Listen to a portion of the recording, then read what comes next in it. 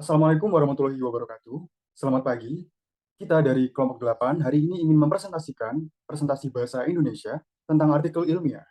Pertama-tama, marilah kita memperkenalkan diri kita terlebih dahulu. Pertama-tama, dengan saya sendiri, Ahmadiyya Arifaldi, dengan nomor induk 79, Bob Juanda, dengan nomor induk 75, Rafael Putra, dengan nomor induk 73, Muklis Andi Salam, dengan nomor induk 64, dan Abdullah dengan nomor induk 138.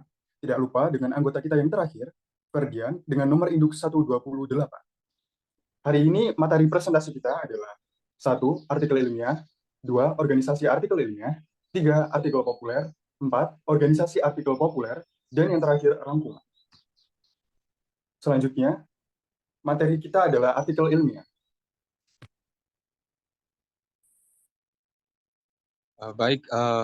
Artikel ilmiah. Artikel ilmiah adalah tulisan yang bercirikan tentang satu konteks. Konteks adalah ilmu pengetahuan yang memenuhi kaidah ontologis, epistemologis, dan aksiologis. 2. Artikel ilmiah mengacu pada evidensi dan fakta. 3. Artikel ilmiah dapat dikaji ulang dan digeneralisasikan. 4. Artikel ilmiah memenuhi standar organisasi tulisan akademik. Dan terakhir, menggunakan bahasa resmi atau ilmiah. Ahmadi 2019-61. Artikel ilmiah secara kategorial terbagi menjadi dua, yakni artikel konseptual dan artikel hasil penelitian. Artikel konseptual lebih mengacu pada konsep teoritis dari sang penulis, adapun artikel hasil penelitian lebih mengacu pada studi empiris penelitian atau disarikan dari hasil penelitian.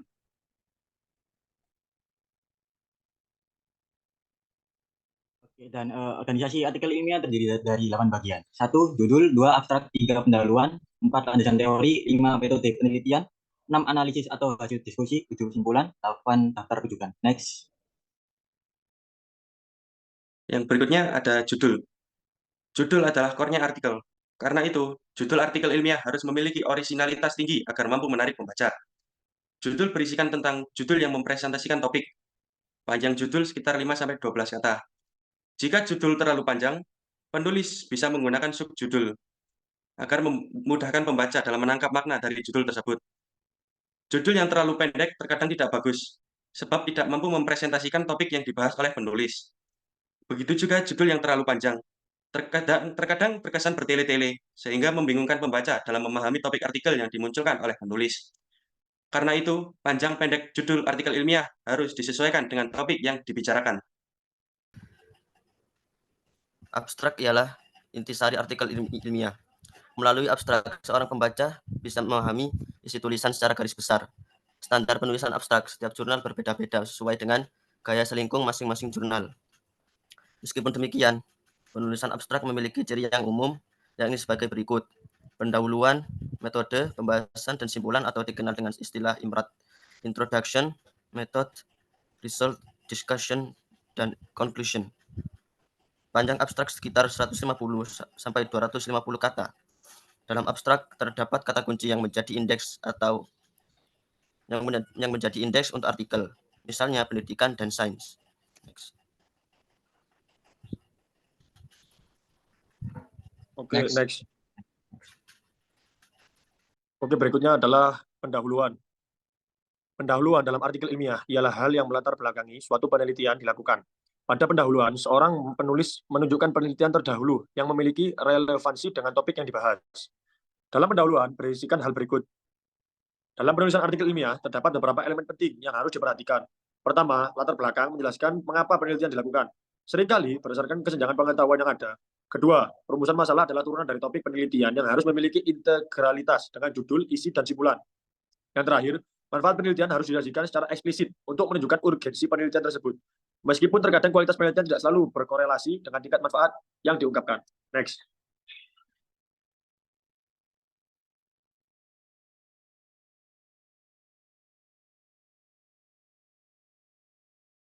Selanjutnya adalah landasan teori. Landasan teori berisikan tentang teori yang digunakan sebagai landasan untuk penelitian. Artinya, teori tersebut digunakan untuk menganalisis, ibaratnya, teori adalah pisau yang digunakan untuk membedah sesuatu. Dalam penggunaan teori harus diperhatikan kesesuaian teori dengan sumber data yang akan digunakan. Dalam hal pengutipan teori, peneliti tidak diperkenankan hanya menjajar kutipan agar terkesan lebih ilmiah, tetapi peneliti harus mampu mengelaborasikan dengan pandangan ahli yang lainnya. Selain itu, peneliti harus mampu memunculkan argumentasi, sintesis, dan interpretasi dalam landasan teori. Next. Metode penelitian. Metode penelitian berkait dengan strategi peneliti dalam mendesain, mengolah, menganalisis, dan memaparkan hasil penelitian. Ketika seseorang meneliti, mereka harus menentukan pilihan dalam hal pendekatan penelitian. Pendekatan penelitian bisa menggunakan kualitatif, kuantitatif, ataupun mix. Pendekatan kualitatif lebih mengarah pada kekuatan deskripsi, eksplorasi. Pendekatan kuantitatif lebih mengarah pada pengangkaan dan statistik. Adapun pendekatan mix menggunakan deskripsi narasi dan pengangkaan.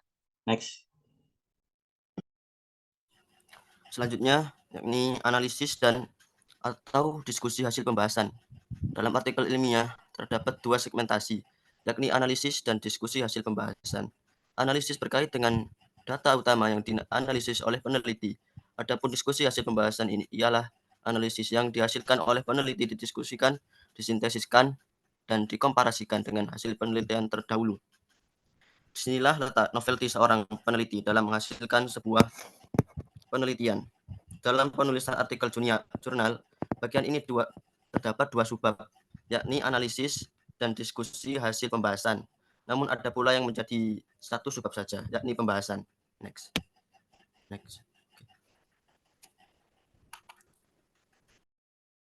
Oke, simpulan. Simpulan pada hakikatnya berkait dengan hasil menyimpulkan yang dimunculkan oleh peneliti dengan berdasarkan pada paparan sebelumnya, yaitu paparan hasil penelitian. Simpulan tidak boleh menyimpang dari pendahuluan, rumusan masalah, dan hasil penelitian, sebab simpulan merupakan ekstraksi dari jawaban yang dimunculkan pada rumusan masalah. Next. Yang berikutnya ada daftar rujukan. Daftar rujukan ialah pustaka yang dirujuk oleh sang penulis. Dalam menulis daftar rujukan, penulis hanya diperkenankan menulis rujukan yang dikutip saja. Dalam penulisan daftar rujukan, seorang penulis diharapkan 1. Menulis rujukan yang relevan dengan topik artikel ilmiah yang ditulis. 2. Daftar rujukan merupakan pustaka yang mutakhir, minimal 5 tahun terakhir. Namun, untuk pustaka kategori autoritas merupakan pengecualian. Boleh digunakan meskipun tahun terbitnya lama. 3. Daftar rujukan merupakan rujukan yang primer, bukan sekunder. Dan 4. Memilih daftar rujukan dari sumber penulis pertama yang berotoritas. Saat ini, penulisan daftar rujukan bisa menggunakan software, Mendeley, Zotero, ataupun English Note. Selain itu, penulis juga harus menyesuaikan dengan bidang keilmuan. Misalnya, daftar rujukan model apa, APA, MLA, Chicago, atau Turahian. Next. Artikel populer ialah artikel yang memiliki kriteria sebagai berikut. 1.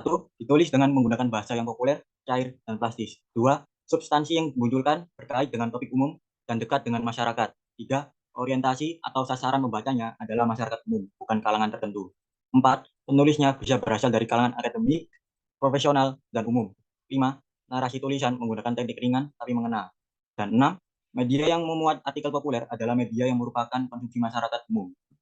Merujuk pada konseptualisasi Stoffel, dalam kaitannya dengan tulisan populer, ada 3 hal utama yang harus dipenuhi, yakni 1. Jelas, 2. Taat asas, 3. Padat, dan 4. To the point. Jika ketiga hal tersebut bisa dipenuhi, tentunya artikel yang dibuat benar-benar layak muat dan layak baca. Next.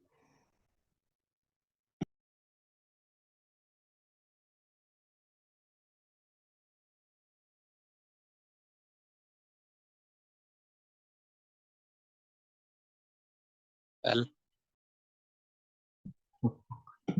Organisasi artikel populer terdiri dari 4 bagian. Judul, paragraf pembuka, isi, dan penutup. Next. Nomor 1, judul. Menulis judul adalah hal yang utama dalam artikel populer. Mengapa demikian? Sebab judul dalam sebuah artikel populer ibarat pintu awal untuk masuk ke dalam rumah. Untuk memahami seluruh isi dalamnya, semuanya terletak pada judul. Jika judul tidak menarik, tidak nendang, dan tidak menggigit, halayak pun enggan membacanya. Berikut kriteria penulisan judul. Judul yang memiliki daya orisinalitasan tinggi. 2. Judul yang sedang tren dengan fenomena yang terjadi di masyarakat saat ini. 3. Judul yang eye-catching sehingga mampu menyedot khalayak untuk membacanya. 4. Judul yang memiliki ritmis dan rasa bahasa yang estetis. 5. Judul yang kontroversial atau dekonstruktif. 6. Judul yang resolutif. 7. Judul yang menonjok, nendang, menggigit. 7 dan 8. Panjang judul berkisar 5-10 kata. Kriteria tersebut bukanlah kriteria utama, tetapi kriteria standar dalam judul artikel populer. Next.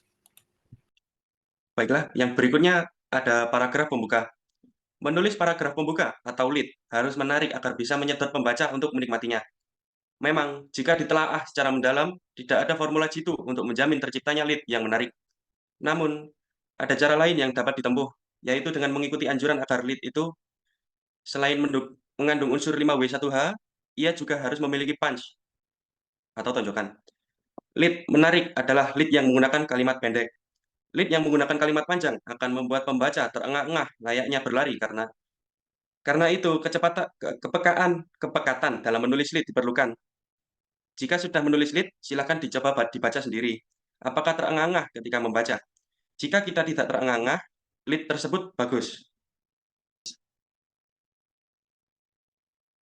Satu ada lead kutipan. Lead kutipan ialah lead yang menggunakan kutipan, baik kutipan langsung ataupun kutipan tidak langsung.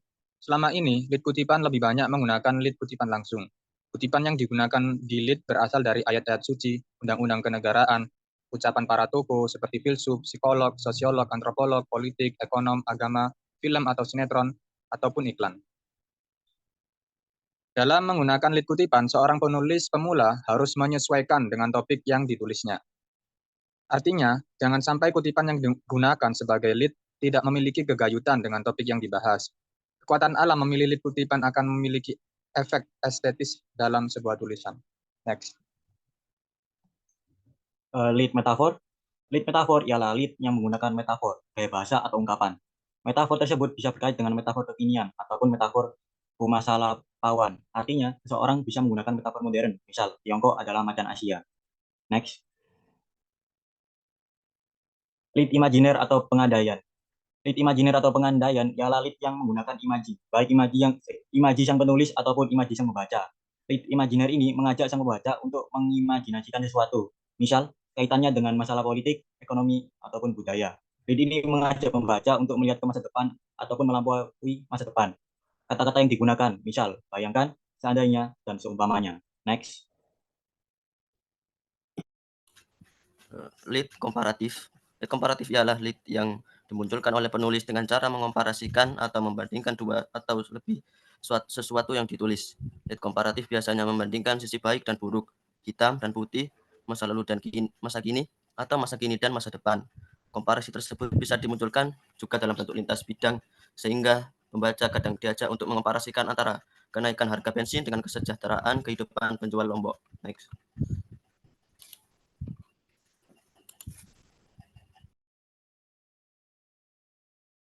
Berikutnya adalah lead tanya dan sapa. Lead tanya adalah lead yang menggunakan kata tanya di dalamnya. Penggunaan kata tanya tersebut meliputi apa, siapa, kapan, di mana, bagaimana, dan mengapa. Selain kata tanya, bisa juga digunakan kalimat tanya. Yang kedua adalah lead sapa. Lead sapa adalah lead yang menyapa sang pembaca. Lead ini hampir sama dengan lead tanya dalam kaitannya dengan mengabarkan diri dengan sang pembaca. Bedanya, lead sapa menggunakan penanda sapaan, misalnya hi atau hello. Next. Selanjutnya kita ada isi artikel populer. Sebagai seorang penulis artikel populer, pangsa pembaca juga tidak boleh dilupakan. Karena itu, penulis artikel populer harus memahami siapa yang jadi sasaran baca dari tulisannya tersebut. Seorang penulis artikel populer harus mampu memengaruhi pembaca dari segi kedalaman isi. Karena itu, untuk penulis pemula, perlu memperhatikan hal berikut. Pertama, tulisan harus didasarkan pada evidensi yang kuat, seperti hasil riset atau data statistik, agar lebih diterima oleh media. Kedua, isi tulisan harus bebas dari isu sensitif atau sara, karena hal tersebut dapat menimbulkan masalah dan ditolak oleh media. Ketiga, penulis harus menyesuaikan tulisannya dengan ideologi yang diusung oleh media yang dituju. Terakhir, tulisan harus mengikuti struktur organisasi yang jelas, yaitu pendahuluan, inti, dan penutup, agar pembaca mendapatkan informasi secara komprehensif dan terstruktur. Next. Yang terakhir, penutup. Penutup adalah bagian ekor dalam sebuah tulisan artikel populer. Kekuatan akhir dari sebuah artikel populer adalah kekaitan antara judul, pembuka, isi, dan penutup.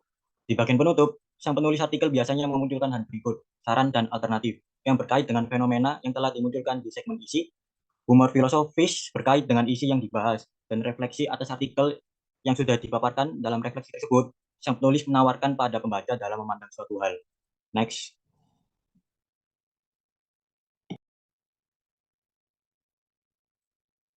Baiklah, untuk di kali ini adalah rangkuman.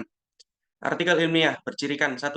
Konteks ilmu pengetahuan yang memenuhi kaidah ontologis, epistemologis, dan aksiologis. 2. Mengacu pada evidensi dan fakta. 3. Dapat dikaji ulang dan digeneralisasikan. 4. Memenuhi standar organisasi tulisan akademik. Dan 5. Menggunakan bahasa resmi atau ilmiah. Artikel ilmiah secara kategorial terbagi 2, yakni artikel konseptual dan artikel hasil penelitian. Artikel konseptual lebih mengacu pada konsep teoritis dari sang penulis.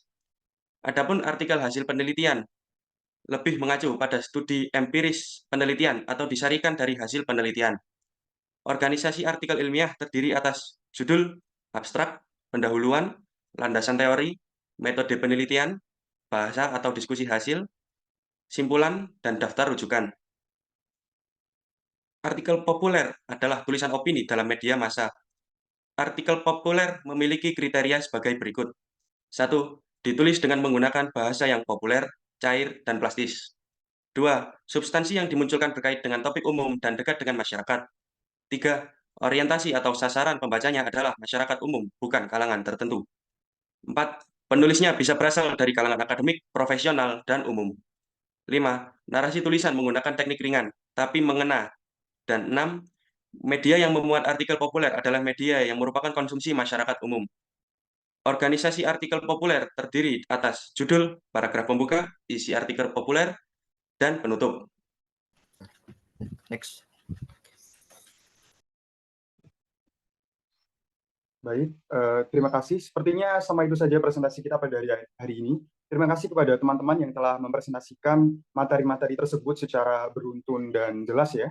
Dan kalau misalkan ada pertanyaan, mungkin nanti bisa ditanyakan. Dan kita sebagai kelompok 8, mohon maaf jika ada salah perilaku maupun kata dalam presentasi tadi. Wabillahi taufiq wal hidayah. Wassalamualaikum warahmatullahi wabarakatuh. Waalaikumsalam warahmatullahi wabarakatuh. Assalamualaikum warahmatullahi wabarakatuh.